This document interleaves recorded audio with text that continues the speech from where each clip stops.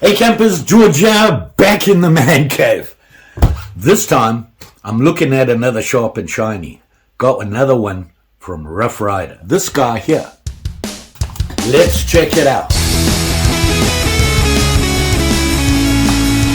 what I'm talking about is this guy from Rough Ryder. And this is the VG-10 Wharncliffe slip joint. It's a thing of beauty. Look at that. Very nice. Now, you know me, I'm a more traditional type guy. But this guy, I gotta like it. It's a Rough Ryder, it's nice and clean, and it's the more modern style. Like I said, it's the VG-10 blade steel. So that's always a plus. Always want to look at new stuff. Well, new to me anyway. The other thing is, one blade. That's it. George doesn't have to make any choices when looking at this guy. And here you can see it here. Look at that. That is a nice Wharncliffe. I like that. Nice smooth round coming down here. And it comes to a fine, fine point. Once again, Rough Ryder coming through with that. And you can see how nice that blade is. It does have a nail nick and it has the match strike on it. Surprisingly, because I always thought that the match strike was very traditional from back in the day when people used matches, you know, when they were smoking, they would use that to strike a match or to make a fire or whatever. Still going with the match strike, which I like. It's unique. Well, I wouldn't say unique just to Rough Ryder, but they do that on all their folders. And you can see here, the color is very nice. The handle, very smooth. Nothing sticking out. You know, the screws holding the handle nice and tight. Surprisingly, just two. See that? And that blade, I got to tell you, this is the sharpest Rough Ryder I have got from them. Now, you know, they're normally pretty good about keeping their blade sharp when they send them to you. This one, yeah, look at that. I opened it up and the knife dropped in my hand like this while my hand was there, and it sliced into my finger.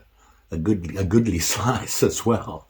And of course with my, you can see there, with my blood thinners, yeah, it wasn't pretty. But it is a nice knife. You can see the liners there. You can see how nice those liners are. They're not perfect, but they're pretty good. Not any huge gaps or anything in them. Really comes across very nice. Let's have a look at some specs. So as you can see here, yeah, the handle is aluminum. Aluminum. And it's two different pieces. The blue and the black, they go together really well. Looks very nice. That's got my attention, was that color combination. I like that. The liners, the back spring and the screws are all stainless steel. So they didn't use brass liners on you. They used stainless steel.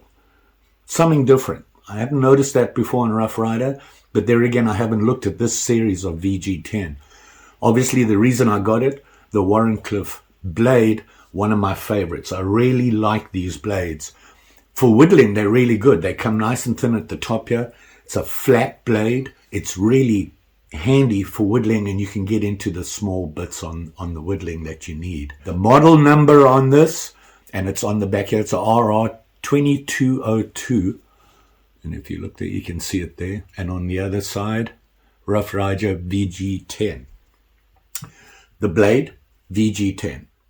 And I had to look up VG-10. It is a stainless steel. What I learnt about it, and you can see it has some nice width on it there. The VG-10 has a higher carbon content, about 1%, which makes it really good for a knife blade. Very popular, and I believe the Japanese, for all their knives, were doing that, and people adapted to that.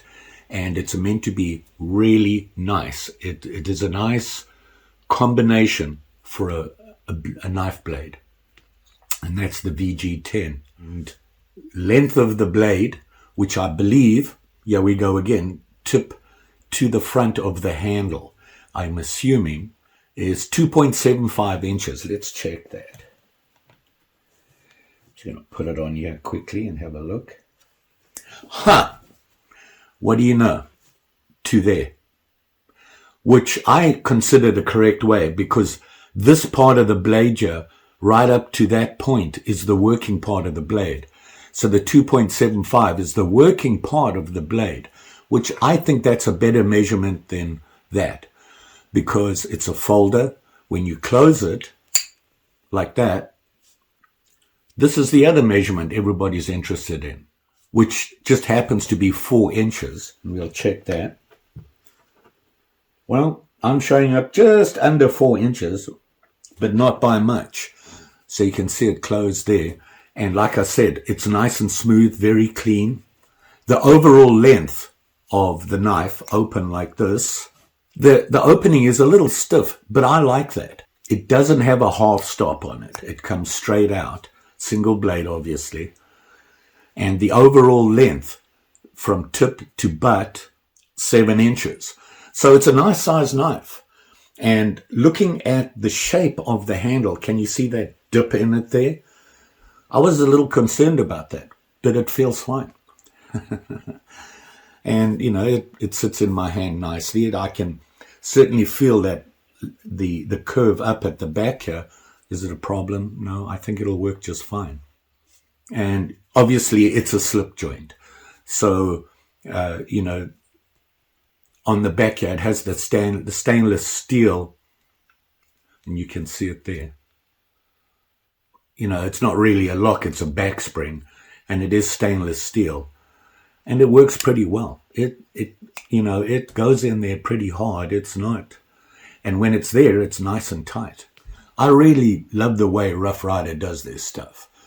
And, you know, for what you're paying for these things, the value you get from Rough Ryder is unbelievable for what you're paying for them, especially in this day and age.